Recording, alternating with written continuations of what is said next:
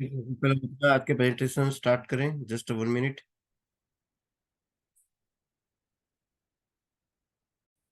Okay.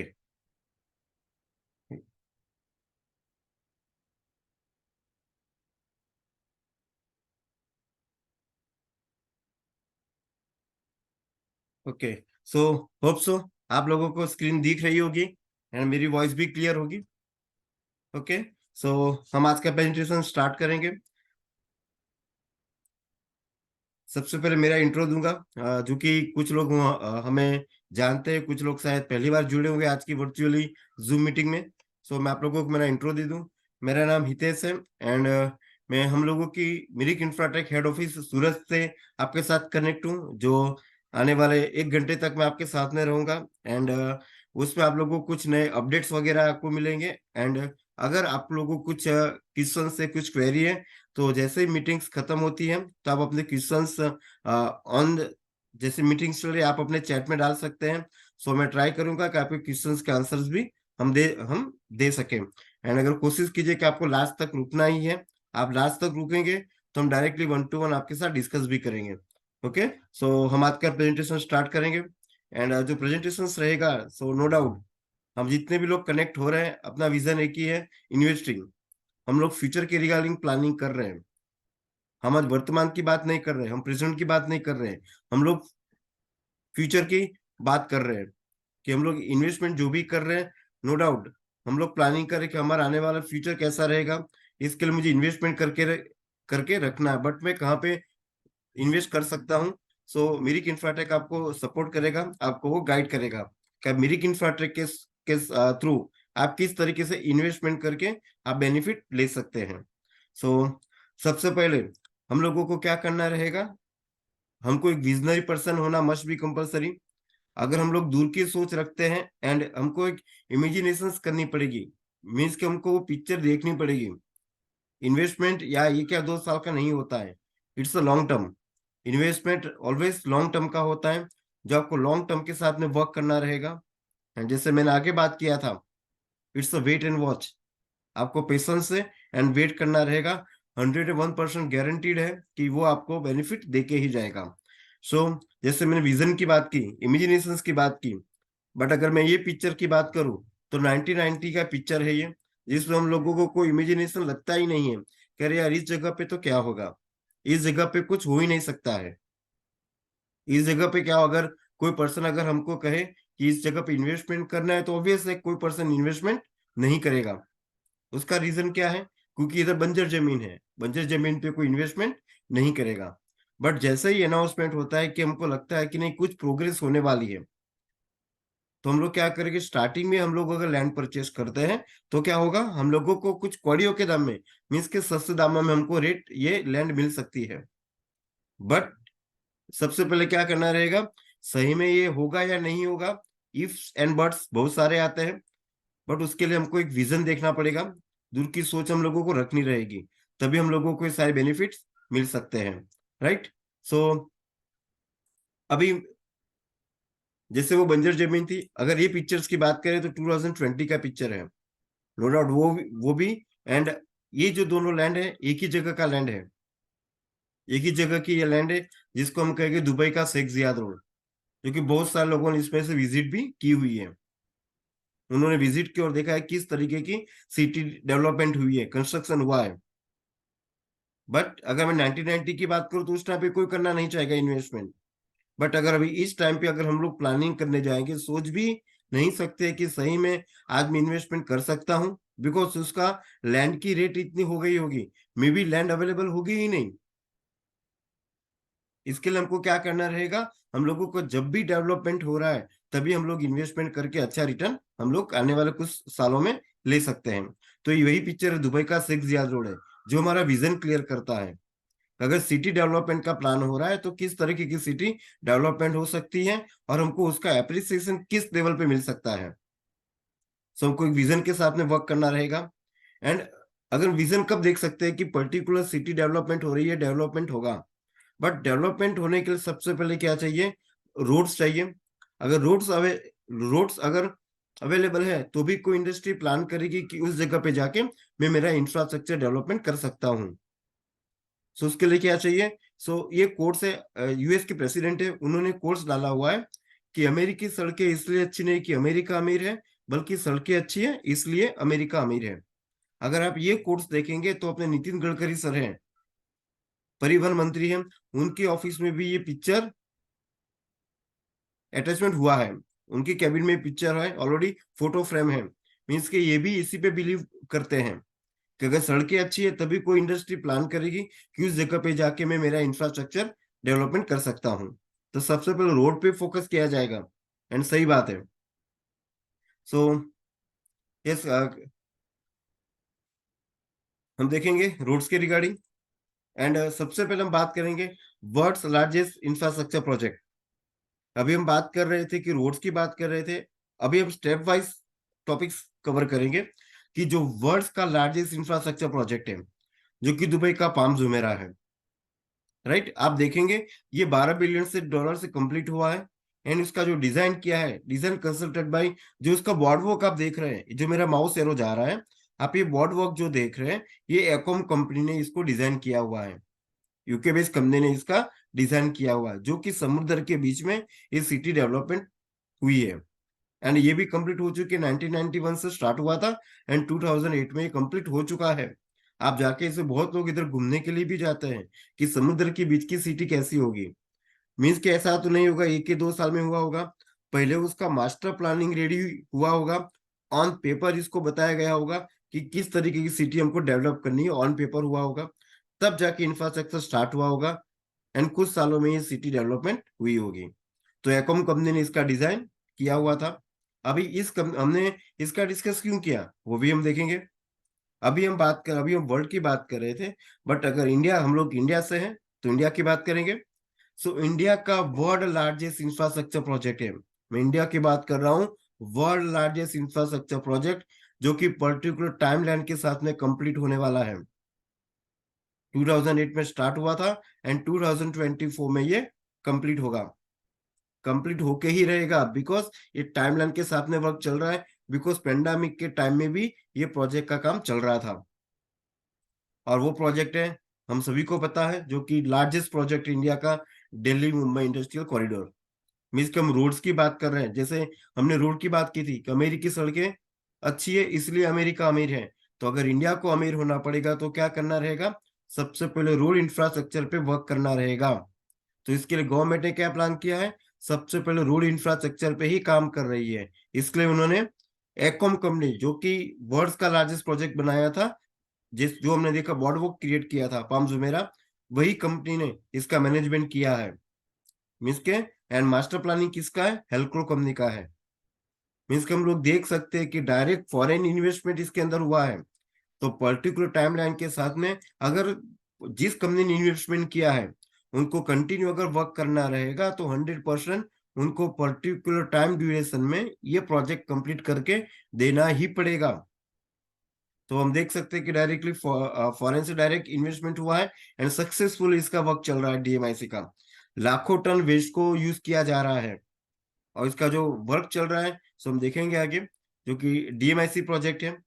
अभी इसका planning क्यों हुआ? क्योंकि सभी को पता है, जो गवर्नमेंट 2008 में थी, हम सभी को पता है, तभी से वो प्लानिंग कर रहे थे कि अगर अभी जैसे राजस्थान में इलेक्शन गया, तो राहुल गांधी का एक सेंटेंस आया हुआ, तो वो दो ही टॉपिक पे बात कर रहे थे, एक महंगाई एंड बेरोजगारी।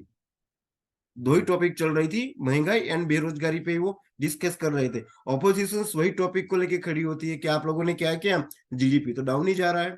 मीन्स के जीडीपी वर्ड्स को लेके वो ज्यादातर फोकस करते हैं, जो ऑपोजिशन है वो उसी टॉपिक पे डिस्कस ज्यादा करते हैं। GDP, gross domestic product, means सकल घरेलू उत्पाद, जो कि नॉर्मल डेली रूटीन में इसको यूज करते हैं। आज हम सिलेंडर की बात करें या गेहूं चावल की बात करें, तो सारी चीजें महंगी हो रही है। उसका रीजन क्या है? कि प्रोडक्शन इतना हो नहीं रहा है। प्रोडक्शन कहाँ से होगा? अगर इंडस्ट्री आएगी तभी तो प्रोडक्शन होगा। तो गवर्नमेंट ने प्लान किया था 2008 में कि मुझे जो जीडीपी 4.7% है, उसको मुझे 10% प्लस लेके जाना है। बट वो कैसे होगा? 10% प्लस लेके तो जाना है, but how is it possible? वो पॉसिबल कैसे होगा? सो गवर्नमेंट ने प्लान किया था 2008 में ही। 2008 में यूपीए की गवर्नमेंट थी, एंड शायद आप लोगों को पता होगा कि जो 2008 में गवर्नमेंट थी कांग्रेस की, तो चिदम्बरम सर के थ्रू इसका प्लानिंग हुआ था। इन्होंने ओपनिंग किया था डीएमआईसी का। जब भी चिदम्बरम जी थे तभी उन्होंने ये प्लान किया हुआ था। सेंट्रल गवर्नमेंट में थे, कांग्रेस की सरकार, तभी उन्होंने ये प्लान किया हुआ था। उन्होंने क्या किया था, जापान के साथ में जॉइंट वेंचर किया था। इंडिया ने जापान के साथ में करार किए हुए थे, जापान के साथ में करार किए हुए थे, 50-50 पार्टनरशिप का करार किया हुआ था जापान के साथ में। अभी जापान के साथ में कनेक्ट क्यों किया, उसका रीजन वही है, क्योंकि जापान के पास ऐसी टेक्नोलॉजीज है। बिकॉज उधर अर्थक्वेक एक नॉर्मल है, बट आपने देखा होगा कि एक बार अर्थक्वेक आने के बाद फिर से वो सिटी डेवलपमेंट हो जाती है। उसका रीजन क्या है, उनके पास ऐसी टेक्नोलॉजीज है। तो डेट्स वाई उन्होंने क्या किया है, उन्होंने जापान के साथ में जॉइंट वेंचर कंप्लीट किया हुआ है। एंड अगर उसमें कोस्टिंग की बात करूं, सो कोस्टिंग उसका जो लगा है 73,000 करोड़ से ज्यादा इन्वेस्टमेंट ऑलरेडी गवर्नमेंट कर चुकी है। एंड वंस अगेन 2024 एंड तक ये कंप्लीट हो जाएगा डीएमआईसी, जो कि डायरेक्टली कनेक्ट करेगा, धुलेरा को कनेक्ट करने वाला है। हम आगे देखेंगे कि किस तरीके की कनेक्टिविटी हमको मिलने वाली है। सो अभी हम बात करेंगे कौन कौन से डीएमआईसी की डिस्कस तो हम कर रहे हैं, बट इसका बेनिफिट किस कौन कौन सी स्टेट्स को मिलने वाला है, एंड गवर्नमेंट इतना फोकस क्यों कर रही है डीएमआईसी पे। आप कोई भी सीएनबीसी या कोई भी चैनल आप ओपन करके देखेंगे तो भी एक ही फोकस चल रहा है। बिकॉज 2024 में, वंस अगेन 2024 में इलेक्शन आने वाला है गुजरात में। ओके, सो क्या करेगी, कुछ ना कुछ टॉपिक तो चाहिए कि मैंने क्या किया, तो कुछ ना कुछ दिखाने के लिए भी उनको एक वर्क करना रहेगा। तो 6 स्टेट्स की मैं बात करूं तो Uttar Pradesh, then after Haryana, then after Rajasthan, Madhya Pradesh, Gujarat and Maharashtra, जो कि 1480 किलोमीटर में ये डेवलपमेंट हो रहा है। अभी मैं 6 स्टेट्स की बात करूं, जैसे यूपी के Dadri and JN port, Jawaharlal Nehru port, Mumbai तक ये कंस्ट्रक्शन हो रहा है, डेवलपमेंट हो रहा है। और आप ये भी देखेंगे, जो आप रोड में पे ये देख रहे हैं रेड कलर की लाइन है, जो कि दादरी से स्टार्ट होकर जैन पोर्ट है, उसके लेफ्ट एंड राइट राजस्थान भी है, उत्तर प्रदेश भी है, एमपी भी है, गुजरात भी है, महाराष्ट्र भी है। तो क्या करेगी, सारे के जितने भी नोडल्स हैं, करीबन 48 नोडल्स कनेक्टिविटी मिल रही है। उसमें ये लोग क्या करेंगे, डायरेक्टली एक पर्टिकुलर स्टेट भी अपनी इंडस्ट्री डेवलप करना स्टार्ट करेंगे वो, बिकॉज डायरेक्टली हाईवे कनेक्टिविटी मिल रही है। एमपी क्या करेगा, एमपी डायरेक्टली रोड कनेक्टिविटी कर लेगा डीएमआईसी से, यूपी भी कनेक्टिविटी कर लेगा, जहां से इंडस्ट्री को ग्रोथ मिलेगा। एंड ये क्या करेगा, प्रोडक्शन डायरेक्टली करेगी, मैन्युफैक्चरिंग करना स्टार्ट करेगी। राजस्थान भी वही करेगा। मीन्स के लेकिन मैं सबसे पहले बात करूं, जो स्मार्ट सिटी की रिगार्डिंग अगर हम लोग बात करें, तो सबसे पहला बेनिफिट जो मिल रहा है ये गुजरात को मिल रहा है स्मार्ट सिटी का, and it's in Dholera SIR. Means के डायरेक्टली कनेक्टिविटी कर रही है धोलेरा से, एक्सप्रेस वे को कनेक्ट कर रही है, जो कि अहमदाबाद धोलेरा को कनेक्ट करेगी। सी, वो हम आगे देखेंगे किस तरह के बेनिफिट मिलने वाला है। एंड आपने देखा होगा 80 लोग आए हुए थे जापान से, और जापानीज डेलीगेशन आई हुई थी 30 कंपनीज और स्कैम, 30 से ज्यादा कंपनी आई हुई थी। उन्होंने डीएमआईसी पे देखा, उन्होंने डायरेक्टली धुलेरा को कनेक्ट करके किस तरीके की सिटी डेवलपमेंट होने जा रही है उन्होंने विजिट की हुई थी। अलग अलग रिप्रेजेंटेटिव्स आए हुए थे। एंड आज का गुड न्यूज आपको देने वाला हूँ कि हमारे सीएम श्री ने उनके साथ क्या टाइप किया है। This is the latest afternoon का गुड न्यूज है जो मैं आपको देने वाला हूँ, है ना, जो कि अपनी ठंडी को दूर करने वाला है। अमेजिंग न्यूज है, लेकिन मैं भी बहुत एक्साइटेड हूँ आप लोगों को बताने के लिए, जो कि दिल्ली की टीम ऑलरेडी आके विजिट करके गई हुई है। एंड ऐसे कौन कौन से फैक्टर्स है, अभी हम डीएमआईसी की बात कर रहे हैं कि जीडीपी के थ्रू किस तरीके जीडीपी को डायरेक्टली सपोर्ट करेगा, एंड जीडीपी को हम लोग आगे बढ़ा सकते हैं। What are the two major factors, अगर हम बात करें तो this are the two major factors. एक तो है ट्रांसपोर्टेशन एंड सेकंड है प्रोडक्शन। अगर मैं ट्रांसपोर्टेशन की बात करूं तो ट्रांसपोर्टेशन 4 जगह से ही होता है, road, rail, air and sea. Means के इसके अलावा दूसरे कोई रोड्स मीन्स के ऑप्शंस अवेलेबल नहीं है जहां से हम लोग ट्रांसपोर्टेशन कर सकते हैं, जहां से हमको इजीली प्रोडक्शन भी कर सकते हैं, हम लोग को goods and services easily available हो सकते हैं। तो हम स्टेप वाइज देखेंगे कि ट्रांसपोर्टेशन में हमको किस तरीके के बेनिफिट हमको मिलने वाले हैं। राइट, सो सबसे पहला हम देखेंगे, ये सभी लोग अवेलेबल हैं, नहीं तो वही रहेगा कि यहाँ कंटिन्यू मीटिंग चल रही है, कुछ लोगों को नींद भी आ जाएगी, कुछ लोगों का खाने का टाइम भी हुआ है। सो मैं आप लोगों का ज्यादा टाइम नहीं लूंगा, बट आप लोग कैमरा ओपन करके रहेंगे सो ज्यादा बेटर है, तो आप लोगों को मैं देख भी सकता हूँ। नहीं तो कुछ लोगों को नींद आ जाएगी कि कथा चल रही है, कथा कर रहे हैं। सो हमको क्या करना है, थोड़ा फोकस से देखना है। Okay, right. हमारा अभी सबसे पहले हम देखेंगे रोड के रिगार्डिंग कि ट्रांसपोर्टेशन में हमको रोड किस तरीके से बेनिफिट दे सकता है, जो डायरेक्टली सपोर्ट करेगा जीडीपी को। सो हम रोड के बारे में देखेंगे। ऑलरेडी हमने डीएमआईसी के लिए डिस्कस किया कि 8 लेन एक्सप्रेस वे बन रहा है, जो कि दादरी से लेके जैनपुर मुंबई तक अवेलेबल रहेगा। अगर मैं ऑपरेशनल की बात करूं तो हरियाणा के सोना एंड राजस्थान के दौसा तक के ये कंप्लीट हो चुका है, ऑपरेशनल हो चुका है। आप जाके विजिट भी कर सकते हैं, आप अपनी गाड़ी को ड्राइव कर सकते हैं, चेक कर सकते हैं कि मेरी गाड़ी कितनी स्पीड में जा सकती है। 150, 200, 220 पे आप जाके विजिट कर सकते हैं, जो कि 2 महीने पहले रोल्स रॉयल गाड़ी का हुआ था। हमको इतना नहीं करना है ना। जैसे कि एक्सपीरियंस लेना है कि किस लेवल का रोड इंफ्रास्ट्रक्चर कंप्लीट हो चुका है हरियाणा के दौसा एंड राजस्थान, हरियाणा के सोना एंड दौसा तक ये कंप्लीट हो चुका है, जिसमें से 4 लेन ग्रीन कॉरिडोर ही है। 4 लेन ग्रीन कॉरिडोर है जिसमें हमको एवरी 50 किलोमीटर पे rest rooms, hotels, fuel pump, CNG pumps वगैरह अवेलेबल रहेंगे। अगर मैं बात करूं, बिकॉज ये हाई लेवल का एक्सप्रेसवे है, सो ट्रोमा सेंटर्स भी रहेंगे विथ हेलीपैड फैसिलिटीज के साथ में एवरी 100 किलोमीटर्स। ये सारे benefits these are the real. अगर मैं बात करूं एंड ये तो हमने देखा रोड का। बिकॉज जीडीपी को डायरेक्टली अगर किसी कंपनी को प्रोडक्टिविटी करनी है तो सबसे पहले उनको रोड चाहिए, जो इजीली अपना रॉ मटेरियल सप्लाई कर सकती है पर्टिकुलर इंडस्ट्री तक।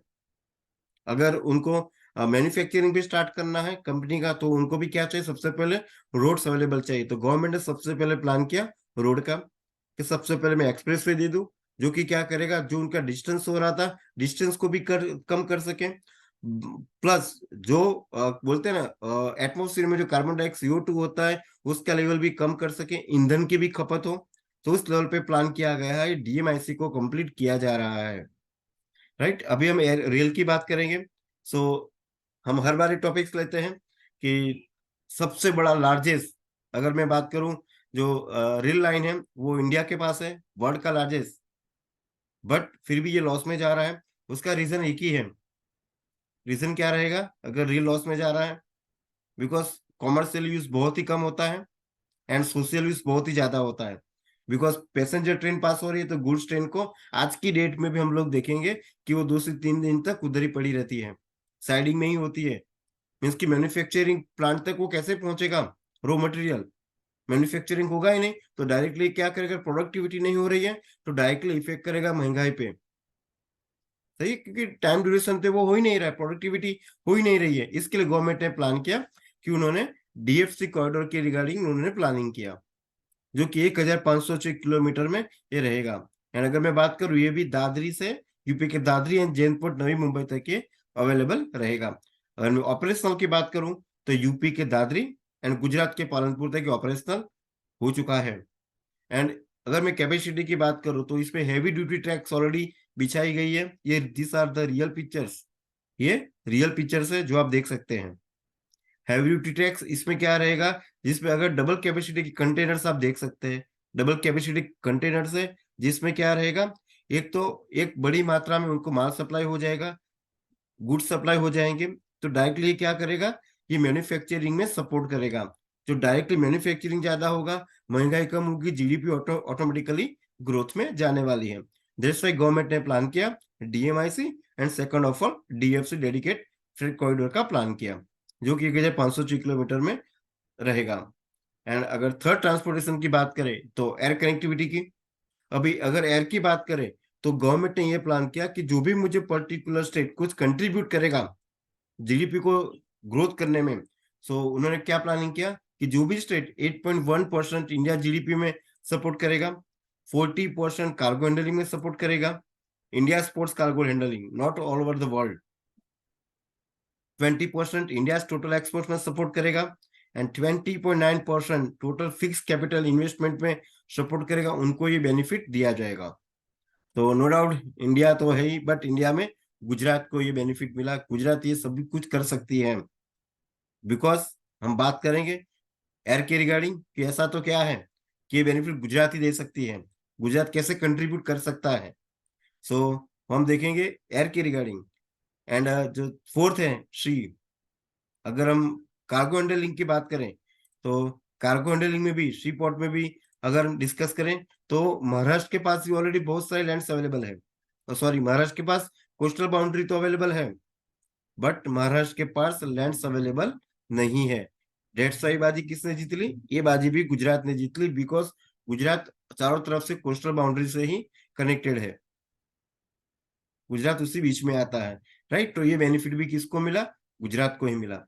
अभी हम देखेंगे कि कोस्टल बाउंड्री तो गुजरात के पास है ही, बट गुजरात में कौन सी जगह? बट वेर इन गुजरात, क्योंकि कोस्टल बाउंड्री, जैसे मैं सूरत से हूँ तो अगर मैं बात करूँ सी पोर्ट्स की तो हमारे बगल में ही है, करीबन 13 किलोमीटर पे सी पोर्ट आ जाता है। ओके, सो गुजरात में कौन सी जगह? तो no doubt one and only one city है, जो कि धोलेरा, जो कि छोटा सा विलेज था, आज एक धोलेरा न्यू एरा बन चुका है, green field industrial smart city बनने के लिए जा रही है। एंड बहुत सारी इंडस्ट्री ऐसी है जो कि ऑलरेडी ऑपरेशनल होने जा रही है। अभी हम बात करेंगे ग्रीनफील्ड इंडस्ट्रियल स्मार्ट सिटी है, मींस कि जीरो लेवल पे इसका प्रोग्रेस हो रहा है। सूरत ब्राउनफील्ड सिटी है, उदयपुर ब्राउनफील्ड सिटी, अगर कुछ भी डेवलपमेंट होता है तो वो ब्राउनफील्ड सिटी मानी जाएगी, बट धुलेरा है, सो जीरो लेवल पे इसका प्रोग्रेस हो रहा है। मीन्स के बंजर जमीन थी, बंजर जमीन पे ये वर्क चल रहा है, तो ये टाइम लेगा। कोई अगर आपको ये बोल रहा है इन्वेस्टर्स कि आप आइए, आपके 1 से 2 साल में, 3 साल में, 1 साल या 2 साल में आपके पैसे डबल हो जाएंगे, अगर आपको लालच दे रहा है तो ये चीजें पॉसिबल नहीं है। Once again it's wait and watch, आपको वेट करने रहेगी, बिकॉज धोलेरा एक ग्रीन फील्ड स्मार्ट सिटी है। एंड कैसी सिटी बनने जा रही है? Platinum rated India first city बनने जा रही है। प्लेटिनम रेटेड मीन्स कि इस तरीके की फैसिलिटीज वो स्टेट को, वो सिटी को देनी पड़ेगी, तभी जान के उनको प्लेटिनम रेटेड, मीन्स के बोलते हैं 1 स्टार, 2 स्टार, 3 स्टार। वैसे अगर प्रॉपर्टी में आप इन्वेस्टमेंट कर रहे हैं तो सिटी को रेटेड के हिसाब से नामांकित किया जाता है, जो कि हम कहेंगे प्लेटिनम, जो कि पूरे वर्ल्ड में एक ही सिटी है, वॉशिंगटन डीसी, जो कि जिसको प्लेटिनम रेटेड घोषित किया गया है।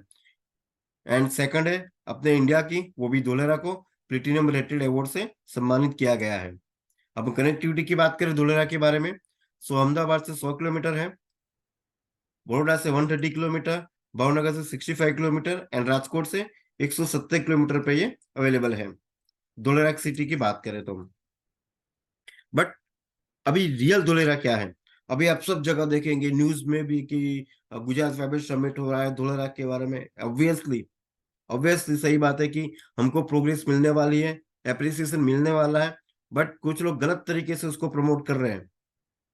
बट अगर मैं बात करूं धोलेरा के बारे में, तो धोलेरा जो 33 विलेजेस में से 22 गांवों को मान के चलो कि गवर्नमेंट ने उसको दत्तक लिया हुआ है, गवर्नमेंट ने उसको हाईजेक किया हुआ है, वही 22 विलेजेस में ही धोलेरा डेवलपमेंट रहेगा, जिसको DSIR कहा जाता है, धोलेरा स्पेशल इन्वेस्टमेंट रीजन, जो कि 22 विलेजेस में ही रहेंगे। यानी अगर आप देख रहे हैं जो मेरा पीछे का पिक्चर मिरिक इंफ्राटेक, जो मिरिक इंफ्राटेक जो बाकी के 11 विलेजेस है, मीन्स क्या मान के चले कि धोलेरा के बाउंड्री के क्लोज में ही मिरिक इंफ्राटेक अवेलेबल है। मीन्स का आपको कोई 15-20 किलोमीटर पे डिस्टेंस पे नहीं जाना है। वी कैन से कि we are in Dholera, because हम लोग धोलेरा के नजदीक में ही है। सो अभी हम बात करें 22 विलेजेस, तो ये 22 विलेजेस है, आंबली, कादीपुर, गुगल, खून, बंडियार, धोलेरा, चार, गोरासू, ये सारे कौन से 22 विलेजेस है जो कि धोलेरा SIR में आते हैं। एंड आप हमारे जो भी प्रोजेक्ट्स आप देखेंगे, जो कि 11 विलेजेस जो है 33 विलेजेस को मिला के जब तालुका डिसाइड हुआ था, तो Mirik Infratech is available in 11 villages. So हम लोग 11 विलेजेस में मिरिक इंफ्राटेक के प्रोजेक्ट सारे के सारे अवेलेबल है। एंड आने वाले प्रोजेक्ट है वो भी इन 11 गांवों में ही रहेंगे। Okay, so this are the SIR villages जो कि SIR में रहेंगे, धुलेरा SIR में इसको सारे एक्ट लागू रहेंगे। एंड अगर मैं बात करूं, जैसे हमने 920 स्क्वायर किलोमीटर में देखा, बट एक्चुअली वर्क जो होने वाला है धुलेरा में, वो 570 स्क्वायर किलोमीटर में ही डेवलपमेंट एरिया रहेगा, 570 स्क्वायर किलोमीटर में ही रहेगा।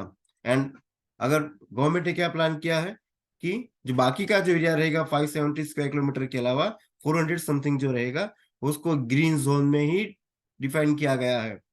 मीन्स कि गवर्नमेंट को अगर लगेगा प्रोग्रेस करनी है तब जाके जो डेवलपमेंट वो करेगी, वो 30-40 ईयर्स की बात करेगी। सबसे पहले गवर्नमेंट ने क्या प्लान किया है, टाउन प्लानिंग वाइज वर्क कर रही है। टाउन प्लानिंग 1 एंड TP6 तक टाउन प्लानिंग, बिकॉज एक साथ में पूरे धुलेरा को डेवलपमेंट पॉसिबल ही नहीं है। इसलिए उन्होंने क्या किया, फेज वाइज वर्क करना स्टार्ट किया कि town planning 1 and town planning 2 phase phase के साथ में उन्होंने वर्क करना स्टार्ट किया। पहले फेज 1 को कंप्लीट करेंगे। जैसे DMIC की बात करें तो DMIC अलग अलग 4 प्रोजेक्ट में कंप्लीट किया गया। गवर्नमेंट ने अलग अलग लेवल पे, जिसको हम लोग कहते हैं कि माइलस्टोन, कंपनी ने एक माइलस्टोन, गवर्नमेंट ने एक माइलस्टोन रखा है कि पहले ये फेज कंप्लीट करो, उसके बाद में आप सेकंड माइलस्टोन पे फेज 2 पे आप वर्क कर सकते हैं। तो फेज 1 में TP1 and TP2 153 square kilometre में रहेगा। Phase 2 TP3 TP4 and phase 3 TP5 and TP6 जो कि 142 स्क्वायर किलोमीटर में रहेगा। आप इसको अगर काउंटिंग करेंगे आप, सो आपको आप देखेंगे 422 स्क्वायर किलोमीटर ये टोटली काउंटिंग होता है, जहाँ पे पूरा एरिया कवर्ड रहेगा, जो कि गवर्नमेंट इस पे प्लान करने वाली है। वंस अगेन 22 विलेजेस की बात चल रही है। ओके। एंड आपको विजिट करने की किस लेवल का धोलेरा डेवलपमेंट होने होने जा रहा है, तो एक डेमो सैंपल हाउस रेडी कर लिया गवर्नमेंट ने, जिसको हम लोग कहते हैं एक्टिवेशन एरिया, जहां पे जाके आप फील कर सकते हैं कि इमेजिनेशन कर सकते हैं कि किस लेवल पे धोलेरा वर्क वर्क चल रहा है। मीन्स के आप अंदर के पाइपलाइंस देखेंगे, जो टाउन प्लानिंग गवर्नमेंट कर रही है, कितने दूर की सोच लेके चल रही है। हम लोगों को एक्टिवेशन एरिया से हम लोगों को एक बिलीफ आता है कि नहीं, 100% आज गवर्नमेंट इस पे फोकस कर रही है। जैसे प्लानिंग की बात करूं, टोटल एरिया कितना था, 920 स्क्वायर किलोमीटर का था। डेवलपमेंट एरिया 422 स्क्वायर किलोमीटर का है। इंडस्ट्रियल एरिया 114 स्क्वायर किलोमीटर का रहेगा। Residential and commercial area, means के ये डिसाइड पहले से ही हो चुका है, इसका मास्टर प्लानिंग रेडी हो चुका है। मीन्स के ऐसा नहीं कि रेसिडेंशियल और कॉमर्शियल एरिया 124 है तो 150 तक हो जाएगा, ऐसा पॉसिबल है ही नहीं, बिकॉज ऑलरेडी इसका मास्टर प्लानिंग रेडी हो चुका है।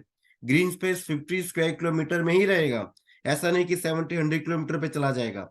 रेसिडेंशियल एरिया जो रहेगा DSIR में, वो 45 स्क्वायर किलोमीटर तक ही रहेगा, because this is the industrial area है। फिर भी गवर्नमेंट ने रिक्रिएशनल एरिया किया है 45 स्क्वायर किलोमीटर में। एंड जो इनिशियल एक्टिवेशन एरिया है, जो कि हमने अब जाके विजिट भी कर सकते हैं, जो कि 22.5 स्क्वायर किलोमीटर का रहेगा। मीन्स ये सारी इस तरह के गवर्नमेंट ने प्लानिंग ऑलरेडी कर लिया है। बट हम लोग बात कर रहे थे DSIR, Dholera special investment reason, ये एक्ट है। This is the one type of act. But ये एक्ट को लागू क्यों किया गया, सो हम बात करेंगे, कोई कंपनी होती है तो अगर वो मैन्युफैक्चरिंग स्टार्ट करती है, और मैन्युफैक्चरिंग स्टार्ट करने के बाद क्या करती है कि नहीं, अभी मेरे से प्रोग्रेस नहीं हो रहा है पर्टिकुलर स्टेट में, तो मुझे लॉस जा रहा है, तो क्या करेगी, अपनी कंपनी को क्लोज करके दूसरी दूसरी कोई सिटी में या स्टेट में वो चली जाती है। मीन्स की क्लोज करके दूसरी कोई सिटी में या स्टेट में वो मूव होती है। तो गवर्नमेंट ने देखा कि पहले से ऑलरेडी एम्प्लॉइज थे, उसके साथ में बहुत सारी छोटी मोटी इंडस्ट्री भी आई होगी, तो दोबारा ऐसा नहीं होगा, फिर से लॉस नहीं हो एम्प्लॉइज को भी, या जो भी उसके साथ इंडस्ट्री कनेक्टेड है उनको लॉस नहीं हो। इसके लिए गवर्नमेंट ने ये एक्ट बनाया। अगर एक बार आप मैन्युफैक्चरिंग स्टार्ट करते हैं, आपकी इंडस्ट्री स्टार्ट हो चुकी है, उसके बाद में आप किसी भी दूसरी सिटी में मूव नहीं हो सकते हैं, आप अपना प्लांट लेके कहीं जा नहीं सकते हैं। इसके लिए गवर्नमेंट ने ये एक्ट बनाया, जो कि धुलेरा में भी वही रहेगा। और उसके अंदर मैं कुछ अपडेट्स की बात करूं तो 2016 में इसी एक्ट में कुछ अपडेट्स किए गए थे। बट हम देखेंगे भाई इन्वेस्टमेंट धोलेरा ऐसा है यार, क्योंकि बहुत सारे ऑप्शंस है इन्वेस्टमेंट के तो। बट हम धोलेरा के लिए बात क्यों करेंगे, because high rise in land price आज की डेट में भी हम देखेंगे तो उसके प्राइस हाई रेज हो ही रहे हैं, प्राइस बढ़ ही रहे हैं। वो भी कितने बढ़ रहे हैं, 10 टाइम्स इन 10 ईयर्स। मीन्स के एस्टिमेट ग्रोथ की अगर मैं बात करूं, एस्टिमेट ग्रोथ की अगर बात करूं, तो इट्स गारंटेड कि आपको 10 साल में 10 गुना मिलेगा ही मिलेगा। बट आपके साथ में कुछ ऐसे रिप्रेजेंट करने जा रहा हूँ, जो आपके एक ट्रस्ट आएगा, एक बिलीफ आएगा कि नहीं, ये तो सर आपने बहुत ज्यादा साल बता दिए, बट आने वाले कुछ सालों में ही आपको ये अमाउंट देखने के लिए मिलेगा कि कितना गुना हो सकता है, मे बी इससे ज्यादा भी हो सकता है। सो हम देखेंगे ऐसा कौन सा प्रोजेक्ट है so this is only one project जो कि Dholera international airport, Dholera international airport बनने के लिए जा रहा है धुलेरा में, जो कि largest cargo and passenger airport बनने के लिए जा रहा है धुलेरा में, जो कि पैसेंजर टर्मिनल भी रहेगा एंड कार्गो टर्मिनल भी रहेगा। जैसे मैंने बताया 2024 में सबसे पहले डीएमआईसी कंप्लीट होगा, मीन्स के जैसे ही डीएमआईसी कंप्लीट होगा मैन्युफैक्चरिंग प्लांट है ना सभी कंपनी स्टार्ट करेगी, मैन्युफैक्चरिंग प्लांट डेवलपमेंट करना स्टार्ट करेगी। वैसे ही रॉ मटेरियल्स की बात करें तो सभी कार्गो के लिए बात करूं तो 2026 में फर्स्ट फेज में फर्स्ट रनवे में कार्गो प्लेन लैंड करने वाला है धोलेरा में। मीन्स 2024 कंप्लीट हो जाएगा डीएमआईसी एंड सेकंड में 2026 में फर्स्ट कार्गो प्लेन लैंड करने जा रहा है। मीन्स का आप जस्ट बिलीव कीजिए, कोई कंपनी आए या नहीं आए इट्स अ सेकंड थिंग, ये सेकंड थिंग रहेगी। बट बाकी कंपनियों की बात करें जस्ट एक Dholera international airport and DMIC का वर्क कंप्लीट होते ही आप देख सकते रेट कहां तक जा सकता है, बिकॉज मैन्युफैक्चरिंग प्लांट के लिए सारी की सारी बेनिफिट्स फैसिलिटीज ये दो ही चीज प्रोवाइड कर देगी जो कि इजीली वो अपना प्रोडक्शन स्टार्ट कर सकती है। सो सबसे बड़ा एयरपोर्ट आ रहा है एंड अगर मैं बात करूं तो सेकंड थिंग, गवर्नमेंट को लैंड परचेस करने की रिक्वायरमेंट नहीं रही एयरपोर्ट के लिए, बिकॉज 1426 हेक्टर्स एट नवागाम के पास ऑलरेडी गवर्नमेंट की ही जमीन थी, गवर्नमेंट की ही लैंड थी, तो उनको नीड नहीं रही कि उनको लैंड परचेस करनी पड़ेगी। So this is the benefit. जो कि हमारा रेट की बात करूं तो 101% सिर्फ एयरपोर्ट ही, बिकॉज अगर हम बात करें आज की डेट में मुंबई एंड दिल्ली की जिस नजदीक में भी अगर हम 10-15 किलोमीटर डिस्टेंस पे भी जाते हैं तो भी पर स्क्वायर यार्ड का रेट हमको पता है, इन लैक्स, इन लाखों में उनको लैंड मिलती है, जो कि पहले इतना रेट नहीं था। जस्ट एक एयरपोर्ट के आने से ही, अगर हम दिल्ली मुंबई की बात करें, अभी ग्रेटर नोएडा में भी न्यू एयरपोर्ट बनने के लिए जा रहा है, तो उसका रेट कहाँ तक जाएगा, इसके एक एयरपोर्ट ही हमको इतना रेट देने वाला है। ओके, एंड अगर एयरपोर्ट की अगर बात करें तो मेंटेनेंस रिपेयर ऑपरेशंस ये सारे के सारे हब जो भी है वो भी धोलेरा में ही आने वाला है। Airframe, body paint, engine MRO services वगैरह ये धोलेरा में ही होने वाले हैं। Okay, and Airbus and Boeing company की जो अगर मैं बात करूं मेंटेनेंस वगैरह ये भी कहाँ पे होंगे, ये धोलेरा में ही होंगे। आप देख सकते हैं कि बिकॉज 1424 हेक्टेयर्स में गवर्नमेंट के पास लैंड्स अवेलेबल है। आपकी जहां पे आप एयरपोर्ट से आप कुछ लोगों ने परसों विजिट की थी, उन्होंने यूट्यूब पे वीडियो भी डाले हुए हैं जिसका प्रोग्रेस हम लोग लाइव देख सकते हैं। एविएशन जोन भी आ रहे हैं, aircraft manufacturing units, aviation academy, flight training institutes और बहुत सारी चीजें धुलेरा में। जैसे एयरबस की बात करें हम, Rafale, Lockheed Martin fighter planes, जो कि गवर्नमेंट्स क्या कर रही है, ये सारे प्लेन्स को लैंड करने के लिए जहां पे आज की डेट में जहां पे ये ट्रेन प्लेन्स खड़े हैं उसको गवर्नमेंट रेंट प्रोवाइड कर रही है प्राइवेट सेक्टर्स को, बिकॉज गवर्नमेंट के पास इतनी लैंड है ही नहीं, तो इसके लिए प्राइवेट सेक्टर्स को वो रेंट प्रोवाइड करे हुए मेरी प्लेन को आप आपके यहाँ आप स्टे कराओ, होल्ड करो। लेकिन गवर्नमेंट को अभी ये नीड नहीं रहेगी, बिकॉज लॉकहेड मार्टिन जैसे फाइटर प्लेन्स भी उधर स्टे कर सकते हैं। ओके, एंड ट्रैफिक की अगर बात करूँ, ट्रैफिक भी बहुत हैवी नहीं रहेगा एंड एविएशन जोन आने के लिए जा रहा है। Just 1 minute.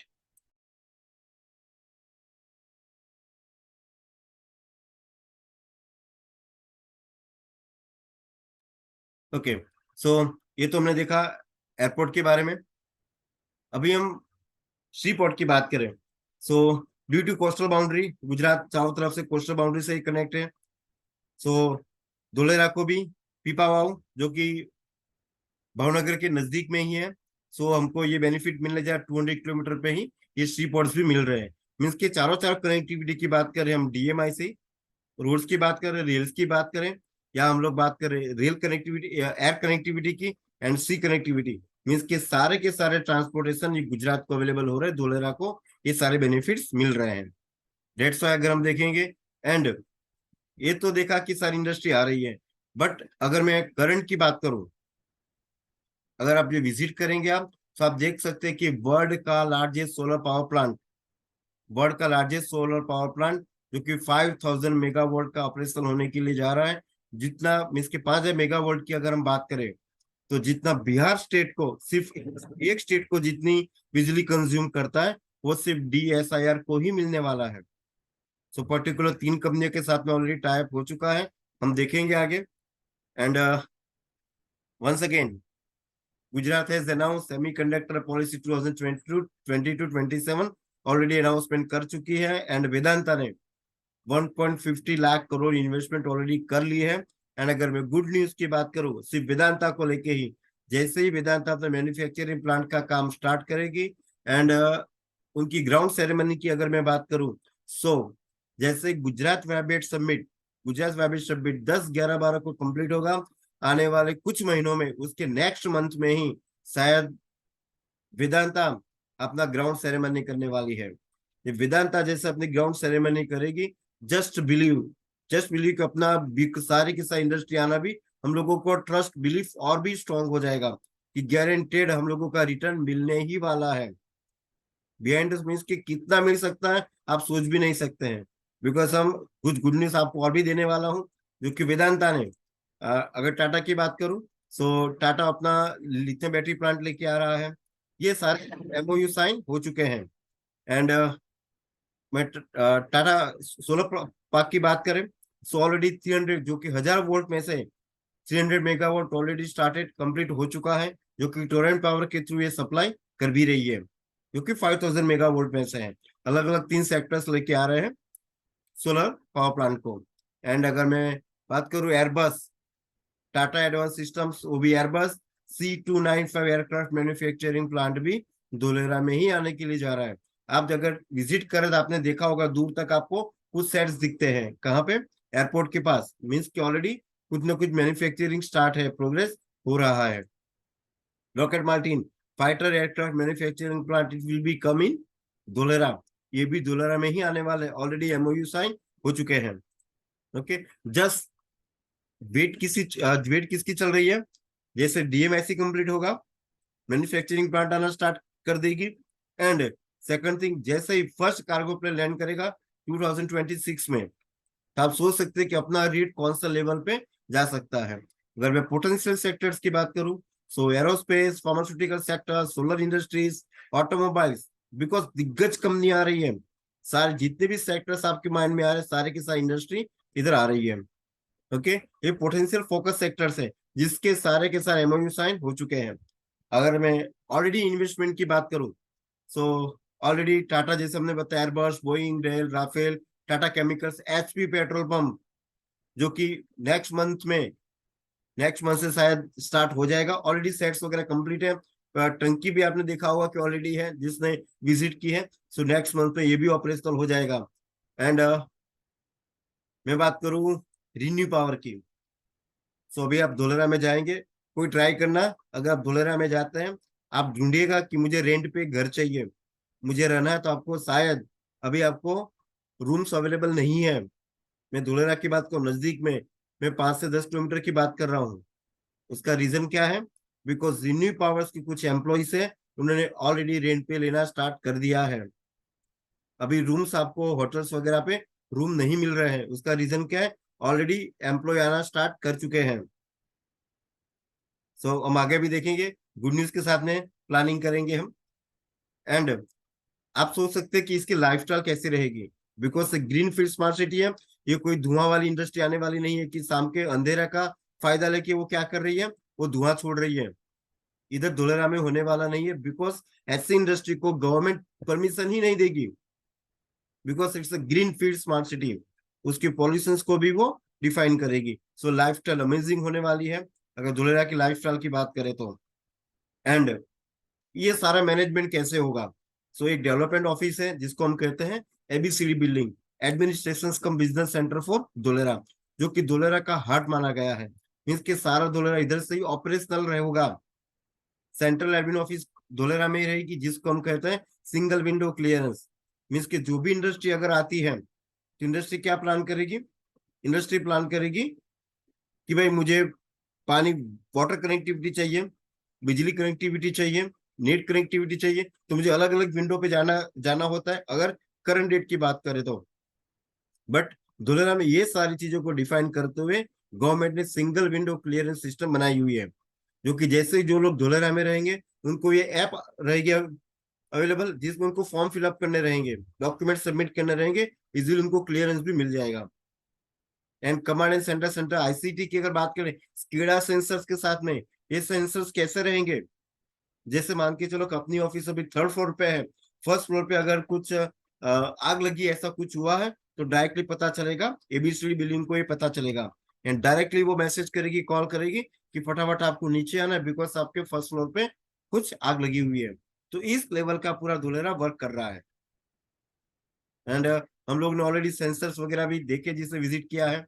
And once again, Gujarat trade centre gift city जिसको हम कहेंगे, and engine for economics resurgence of the country, iconic building बनने के लिए जा रहे हैं, मल्टी मोडल ट्रांसपोर्टेशन के साथ में, जिसके मेट्रो कनेक्टिविटी, मेट्रो ट्रेन पास होगी, एयर कनेक्टिविटी भी, रेल कनेक्टिविटी भी रहेगी, हेलीपैड के साथ में, ये पूरे का पूरा बेनिफिट ट्रेड सेंटर को मिलने वाला है, जो कि सारी एक्सपोर्ट एक्टिविटीज होने वाली है इसी बिल्डिंग में रहेगी। जैसे सूरत को माना जाता है डायमंड सिटी, पुणे को आईटी सिटी, वैसे गुजरात को भी फेमस होगा ये ट्रेड सेंटर से, गिफ्ट सिटी से, फाइनेंशियल टेक सिटी से ये फेमस होने जा रहा है। अगर हम धुलेरा की बात करें, तो आप लोग ने देखा, जिसने विजिट किया है, अगर विजिट नहीं किया है तो मैं आपसे यही कहूंगा, प्लान द विजिट, विजिट का आप लोग प्लान करो, जाके देखो किस लेवल पर इंडिया वर्क कर रही है, किस लेवल का प्रोग्रेस हो रहा है।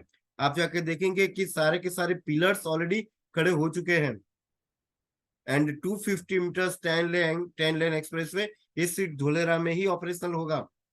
सिर्फ धुलेरा की बात करें, मल्टीपर्पज कॉरिडोर्स रहेंगे, बाइसिकल ट्रैक्स रहेंगे, मीन्स की डायरेक्टली कनेक्टिविटी एयरपोर्ट तक मिलने वाली है, कनेक्टिविटी की अगर हम बात करें तो। And no doubt hi-tech city है, तो कैमरास तो रहेंगे ही रहेंगे, डायनेमिक एंड इंटेलिजेंस सिस्टम भी रहेगी, ट्रैफिक मैनेजमेंट सिस्टम भी रहेगी, मीन्स कि कोई इधर कोई सिग्नल देने वाला नहीं रहेगा, आरटीओ वो कोई खड़ा होने वाला नहीं है। ओके, तो इस लेवल का पूरा गवर्नमेंट प्लान कर रही है, and this is the real picture, this is the real picture, जहाँ के ये प्रोग्रेस चल रही है। आई थिंक ये लास्ट वीक का ही पिक्चर है जो ड्रोन से लिया गया है। आप देख सकते हैं कि जैसे ये पिक्चर था, आप देख सकते हैं कि इसी कनेक्टिविटी ही ये पूरे डेवलपमेंट हो रही है। ओके, सो डायरेक्टली अहमदाबाद से ये कनेक्ट करेगा धुलेरा की रिगार्डिंग। अगर हम बात करें, सो स्मार्ट सिटी है तो एजुकेशन पे भी फोकस रहेगा, super speciality hospital, signature gulf course कोई पर्सन, सिंपल पर्सन नहीं प्ले करता है, खेलता नहीं है। गल्फ कोर्स एक हाई लेवल के पर्सन होते हैं, वही जाके प्लान करते हैं कि भाई मुझे गल्फ खेलने जाना है ना। तो इस तरह का सिटी डेवलपमेंट हो रही है, जहाँ पे शौकीन लोग हैं तो वो गल्फ खेलने भी जा सकते हैं। स्पोर्ट्स स्टेडियम्स भी रहेंगे अवेलेबल, एंटरटेनमेंट जोन्स भी अवेलेबल रहेंगे। एंड अगर मैं बेंचमार्क की बात करूं, सो जैसे लंदन में जैसे रोड डिजाइन हुए हैं, सिंगापुर में वैसे ही हमको देखने के लिए मिलेंगे धोलेरा में। मीन्स के हमको अभी लंदन जाने की जरूरत नहीं रहेगी कि लंदन में कैसे रोड होंगे, तो हमको क्या करना है, धुलेरा में विजिट करनी है। आप धुलेरा में अपनी प्रॉपर्टी परचेस कीजिए, इन्वेस्टमेंट कीजिए, फील करो कि मैं लंदन न्यूयॉर्क में ही मैं स्टे कर रहा हूँ। इस लेवल पे पूरा गवर्नमेंट वर्क कर रही है, because this is the platinum rated smart city development होने जा रही है। सॉलिड वेस्ट की बात करें तो ब्रूस जैसे इंडस्ट्री है तो उसका वेस्टेज को भी गवर्नमेंट यूज करेगी इंडस्ट्री में। Okay, then after power ICT, जैसे मैंने स्केडा सेंसर्स बताए, स्केडा सेंसर जैसे हैं, जैसे सिंगापुर में है, वैसी टेक्नोलॉजी हमको धुलेरा में मिलेगी। वेस्ट वाटर को भी गवर्नमेंट यूज करेगी, बारिश के पानी को भी कैसे यूज करना है, जैसे सिंगापुर में होता है, जैसे ब्रूसलोस में होता है, ब्रूसलेस में होता है, वैसे ही स्टॉर्म वाटर को भी गवर्नमेंट यूज करेगी। आप देख सकते हैं कि जैसे 22 पॉइंट हमने एक्टिवेशन एरिया की बात की 22.5 किलोमीटर में ऑलरेडी जो कंप्लीट हुआ है, तो आप देखेंगे कि सारी की सारी कनेक्टिविटी अंडरग्राउंड है, और services and utilities are underground. ये सारी रोड स्ट्रक्चर अंडरग्राउंड ही है। गैस कनेक्टिविटी आप ले लीजिए, वेस्ट वाटर कनेक्टिविटी ले लीजिए। आप ड्रेन सिस्टम की बात करो, जैसे मुंबई में बारिश होती है, अगर 4-5 घंटा बारिश हो गई तो मान के चलो कि पूरा मुंबई भर जाता है, पानी पानी हो जाती है। बट अगर धुलेरा की बात करें, अगर कंटिन्यू 2 से 3 महीने तक भी बारिश होती रहेगी तो भी इसमें बाढ़ नहीं आएगी, बिकॉज इस तरीके की ड्रेनेज सिस्टम कंप्लीट हुई है। आप देख सकते हैं, मीन्स की इतनी बड़ी टनल बनी बनी हुई है। अगर मैं टनल की बात करूं जो अंडरग्राउंड हुई है, गैस कनेक्टिविटी आप देख लीजिए, या पावर केबल्स ले लीजिए, वाटर पोर्टेबल कनेक्टिविटी, मीन्स की नेट कनेक्टिविटी की सारी अंडरग्राउंड ही है। क्योंकि आप देख सकते हैं कि जो कि पानी रहेगा, बिकॉज चारों तरफ से दरिया, कोस्टल बाउंड्री तो है ही गुजरात की अगर बात करें तो, बट अगर बाढ़ भी आती है तो फिर भी ये सारे के सारे पानी को स्टोर किया जाएगा। इस लेवल पे पूरा गवर्नमेंट ने प्लानिंग ऑलरेडी कंप्लीट किया है, आप जाके विजिट कर सकते हैं। एंड आप देख सकते हैं कि टनल का लेवल, एक आदमी खड़ा है कि इतनी बड़ी टनल ऑलरेडी कंप्लीट हो चुकी है, जाके विजिट कर सकते हैं। इसका हाइट देख सकते हैं आप, मीन्स के बाढ़ आने की कोई पॉसिबिलिटी है ही नहीं। ओके, सो किस लेवल पे आप देख सकते हैं कि बड़ी बड़ी ये टेम्पो ट्रैवलर्स होते हैं ना, ये भी पास हो जाएंगे। इस लेवल की टनल डिजाइन हुई है, इस लेवल की पूरी टनल कंप्लीट कंप्लीट ऑलरेडी हो चुकी है, आप जाके विजिट भी कर सकते हैं। ओके, तो दिस इज द टनल्स की हमने बात की। अगर मेट्रो की बात करें तो स्मार्ट सिटी है, so Bhimnath to Dholera special investment region तक ये मेट्रो कनेक्टिविटी भी धोलेरा को मिलने वाली है, जो कि Ahmedabad and Gandhinagar gift city को डायरेक्टली ये कनेक्ट करेगी धोलेरा तक। अभी हम बात करेंगे एक रियल केस स्टडी की, जिससे हमारा बिलीफ सिस्टम और भी स्ट्रांग होगा। और भी स्ट्रांग कैसे होगा कि केस स्टडी की बात करें टाटा नैनो की, सो सबसे पहले टाटा नैनो पश्चिम बंगाल में थी, पश्चिम बंगाल में से आ गई है साणंद में।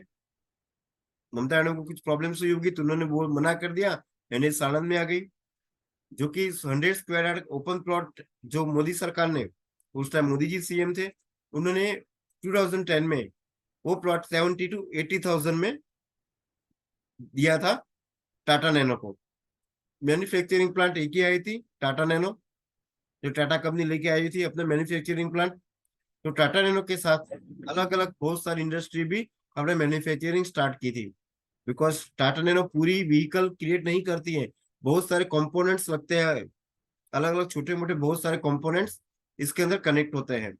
सो गवर्नमेंट ने उनको रेट दी थी 70 to 80,000, बट जैसे मैन्युफैक्चरिंग प्लांट स्टार्ट हुआ, उसी के साथ में बहुत सारे एम्प्लॉय आए, एम्प्लॉय के साथ में उनकी फैमिली भी आई, एक से बोले दो, दो से बोले तीन, तीन से बोले चार। ऐसे क्या होगा, पॉपुलेशन बढ़ती गई, पॉपुलेशन डायरेक्ट इनडायरेक्ट बहुत सारी जॉब क्रिएट हो गई। इनडायरेक्ट, अगर मैं इनडायरेक्ट की बात करूं, दूध वाला, तेल वाला, घी वाला, सुबह में उठते न्यूज़पेपर्स चाहिए, तो ये सारे के सारे बेनिफिट, ये सारे बेनिफिट्स को देखते हुए क्या किया कि आज की डेट में अगर आप लैंड परचेस करने जाते हैं, कहाँ पे, साणंद में, साणंद का जो रेट रहेगा अगर आप लैंड परचेस करने जाते हैं, 14 लाख to 16 लाख पर स्क्वायर यार्ड का रेट है। मीन्स कि 20 times in 10 years, 20 times in 10 साल में 20 गुना हो चुका। जस्ट एक ही प्लांट आया था टाटा नैनो, जो मैन्युफैक्चरिंग प्लांट आया था। बट अगर मैं धुलेरा की बात करूं, इधर कोई इंटरनेशनल एयरपोर्ट भी नहीं है, नहीं कोई डीएमआईसी कॉरिडोर है, फिर भी 10 साल में 20 गुना हो चुका। बट धुलेरा की बात करें तो इतनी सारी जायंट्स जायंट्स कंपनी आ रही है, इंटरनेशनल एयरपोर्ट भी आ रहा है, डीएमआईसी भी आ रहा है। जस्ट बिलीव कि अपना रेट कहाँ तक हम लोग इंक्रीज कर सकते हैं, हमको कितना बेनिफिट मिल सकता है। एंड ये आपने देखा ही होगा, एक आर्टिकल आया था कि 10 साल पहले जहां से नैनो प्लांट गया, वहां खेती भी मुश्किल, और जहां पहुंचा वहां 450 इंडस्ट्री लगी हुई है। मीन्स आप देख सकते हैं कि जस्ट एक मैन्युफैक्चरिंग प्लांट इतना करोड़ों का लोगों को जॉब्स अवेलेबल करवा सकती है।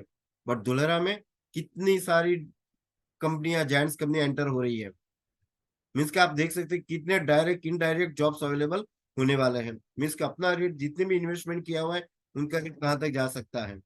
एंड ये सेमिकोन इंडिया 2023 ऑलरेडी आपने जुलाई में कंप्लीट, जुलाई 29 से 30 तक हुआ था, 2 दिन का हुआ था, जहाँ पे जो भी डेलीगेट जाके विजिट किए थे, ये एबीसीडी बिल्डिंग का है। आप देखेंगे कि जो भी गवर्नमेंट्स पर्सन से वो जाके विजिट भी कर रहे हैं, एबीसीडी बिल्डिंग में जाके विजिट कर रहे हैं कि किस लेवल पे इसका वर्क चल रहा है, धोलेरा का प्रोग्रेस कहाँ तक हुआ है। एंड कुछ जैसे में नवंबर 24 का आर्टिकल है, जो कि ये ऑफिशियली चैनल है, मैं ट्विटर की बात कर रहा हूँ, कि coupled with its large and parcels and state of the art infrastructure location automobile sectors in the country, means के automobile sectors accounts for about 50% of the total FDI received by Gujarat. Gujarat ने already foreign direct investment 50% receive कर चुकी है।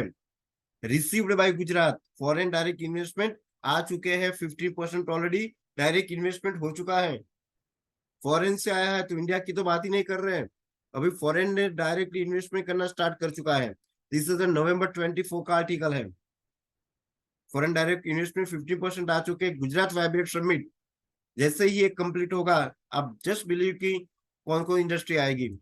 And Dholera facilities access to infrastructure like land, power and water, ideal for the growth of the electronics industry. Means की semiconductors की बात हो रही है। मीन्स की गवर्नमेंट किस लेवल का प्लान करिए धुलेरा की regarding. This is the official channel है Dholera official, official account Twitter है गवर्नमेंट का। Subsidy for eligible projects at Dholera SIR, means की गवर्नमेंट उन लोगों को सब्सिडी भी देने वाली है। जो भी टॉप इंडस्ट्री आएगी, स्टार्टिंग की इंडस्ट्री जो भी आएगी, उनको गवर्नमेंट सब्सिडी भी देने वाली है। अगर बिजली की बात करें या लैंड की बात करें, तो उनको वर्क करने के लिए भी गवर्नमेंट लोन या सब्सिडी प्रोवाइड करने वाली है।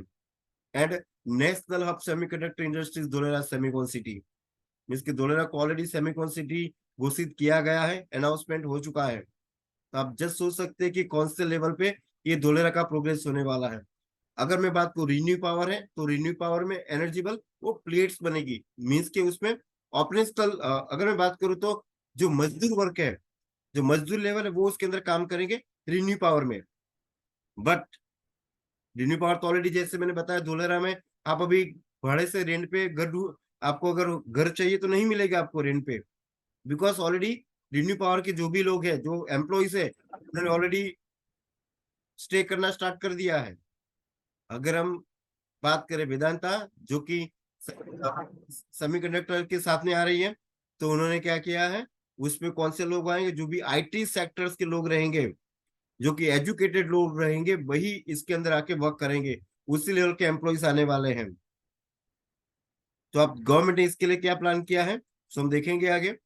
सो लखनऊ रोड शो में भी ऑलरेडी डिसाइड हो चुका है, डायरेक्टली इनवाइट कर रहे गवर्नमेंट कि आप आइए हमारे यहाँ इन्वेस्टमेंट कीजिए।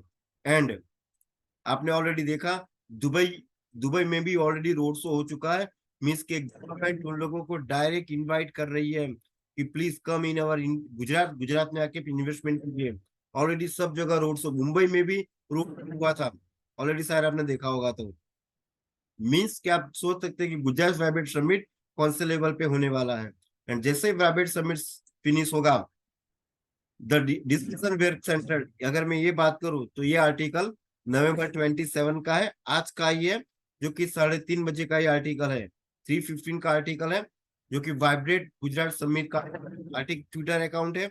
आप देख सकते हैं कि हमारे CM Shri already the discussion where centre around building sustainable for respective governments partner around themes such as distributed renewable energy, green hydrogen and smart cities, drinking water and smart transport systems. इसके regarding ये plan कर रहे हैं, जो कि Japanese कंपनियों के साथ में डिस्कशन चल रही है। ये आपका पिक्चर है, मीन्स की गवर्नमेंट इस लेवल पे पूरा प्रोग्रेस करने जा रही है। मीन्स की वाइब्रेट समिट किस लेवल पे होने वाला है, एंड हमारे लिए गुड न्यूज यही है।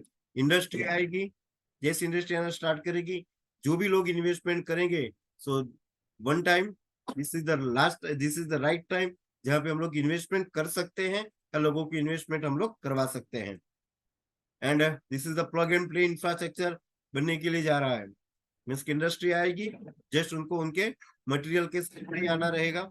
ओके, सो मैन्युफैक्चरिंग स्टार्ट कर सकती है। जैसे हमने बताया ई ऑक्शन, जैसे हमने अभी डिस्कस किया था हमने, वेदांता जो कि सेमीकंडक्टर साथ कंपनी को लेके आ रही है, ऑलरेडी उन्होंने टाई अप कर चुकी है ताइवान कंपनी के साथ में। उधर के एम्प्लॉय लोग आएंगे, तो एम्प्लॉय कहाँ रहेंगे, तो उसके लिए ई ऑक्शन होने वाला था पर्टिकुलर 6 सितंबर को, बट वो कैंसिल होके कल परसों में ई ऑक्शन होने वाला है, जो कि रेंटल हाउस के कॉम्प्लेक्स बनाने जा रही है, क्योंकि गवर्नमेंट ने ऑलरेडी ये लैंड प्रोवाइड कर चुकी है प्राइवेट कंपनी को। वो क्या करेगी, जो भी एम्प्लॉय रहेंगे, एम्प्लॉय को प्रधानमंत्री आवास योजना के अंतर्गत वो रेंट पे दिया जाएगा। ओके, एंड अगर हम आर्टिकल्स की बात करें, तो 3 partners for Dholera project, Vedanta chief, Vedanta ने ऑलरेडी ताइवान कंपनी के साथ में टाई अप कर चुकी है। जो कि कंपनी का नाम है वेदांता ग्रुप ताइवान इनॉल्फ कंपनी के साथ में ऑलरेडी टाई अप कर चुकी है।